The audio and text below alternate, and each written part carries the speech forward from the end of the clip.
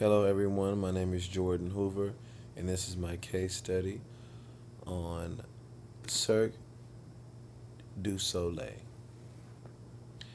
Now, this is a two-part question, and the first part of the question was when compared to a traditional circus, how does the model of Cirque line up? And I answered by saying the traditional circus historically caters to children, and it also appeals to families as well, and Cirque appeals to adults and to corporate clients. Like Professor said, his wife's job actually invited them out there to witness the beauty of this theatrical performance. And the traditional circus also uses animals, and Cirque solely uses the fascination of the human body and its athleticism for its performances. Now, part two of that question was, is it a much different model or fairly similar?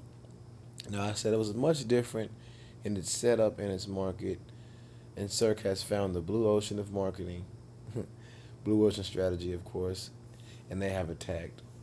And to elaborate on that, uh, most circuses don't appeal to corporate clients, of course, which makes it different. So by changing your market, you're changing your customer base, and ultimately you have to change your performances because the same things that appeal to kids won't appeal to adults. So it's a totally different product. And in the variations, I pretty much go further. And the question was, what are some of the biggest variations between these two different products, and how do these variations impact the overall modeling approach? Now, one of the biggest variations would be the customer base, like I've just touched on. I'm sorry, I was ahead of myself. And since Cirque's market is geared toward adults and corporate clients, its venues change. Its venues even change. For instance, uh, one of the performances was held at a casino in Vegas. I believe the Bellagio. I believe it's a hotel slash casino. Kids can't go inside those casinos, or they can go to the hotels, but they can't go inside and see those performances like that.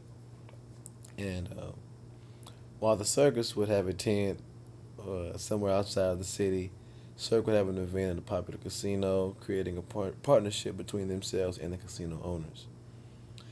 They may or may not be called circuses, because some people will call Cirque du Soleil a circus just because it fits inside the entertainment category. But they're both definitely entertainment. The circus focuses on family, and the Cirque focuses more on the theatrical standpoint, and the price differentials significantly far apart as well. Cirque being much more expensive. Now, the cheapest the cheapest ticket for Cirque was $61, and the cheapest ticket for the circus was, I believe, 13. That's a huge difference.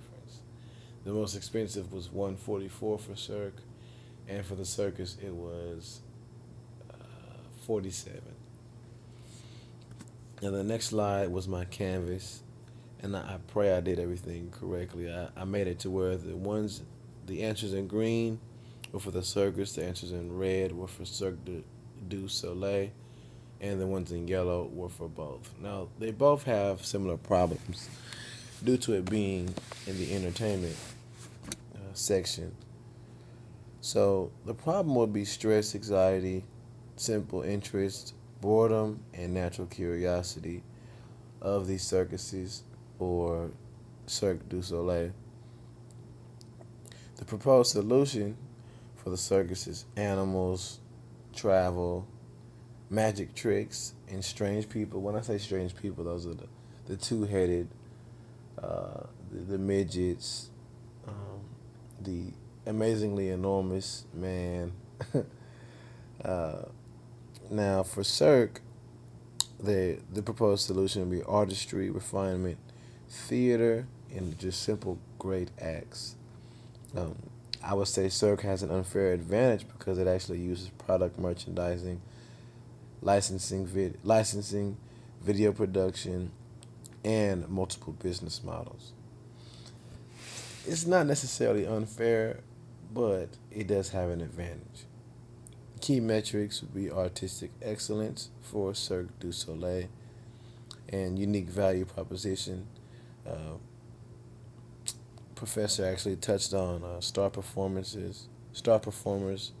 and animal shows, and aisle concessions in Three Ring Circus. I'm sorry if you guys can't see that. Hopefully you can. They both actually have the thrill and danger aspect and the fun and humor, but Cirque actually has the theme involved, which the circus does not.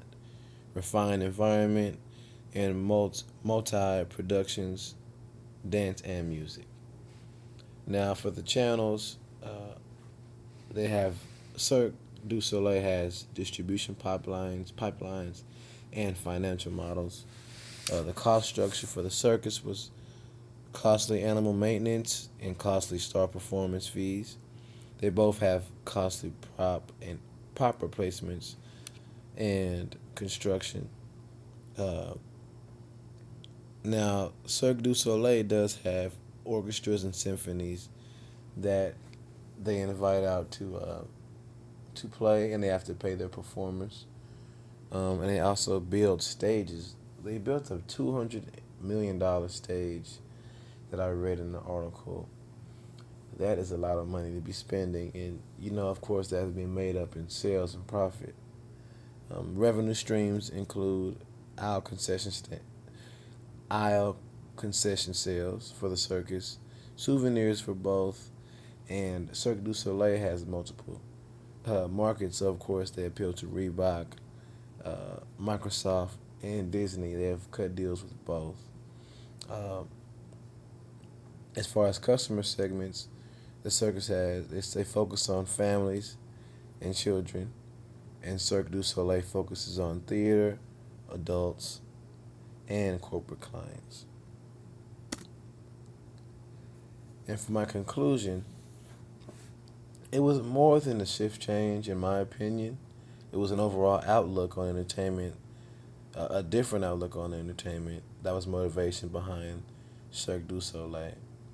So, uh, while he was at a circus, he seen the owner. I'm sorry. The owner seen a different vision, and he wanted to appeal to a different crowd, which ultimately changed everything about the circus that is supposed to be the norm.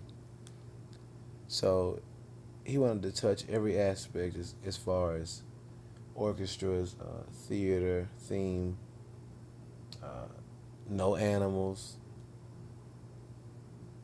and it was just simply a totally different outlook on the circus. So it can be considered a circus. It can be, but it wouldn't be considered a circus. And finding vastly different alternatives can definitely change everything that a product is meant to be. If one changes the audience of or market that will be reached, it can definitely affect the income, especially if it is from children to corporate clients or similar. These are my sources, and I hope you guys enjoyed my presentation. I want you guys to have a wonderful night or a day. Bye bye.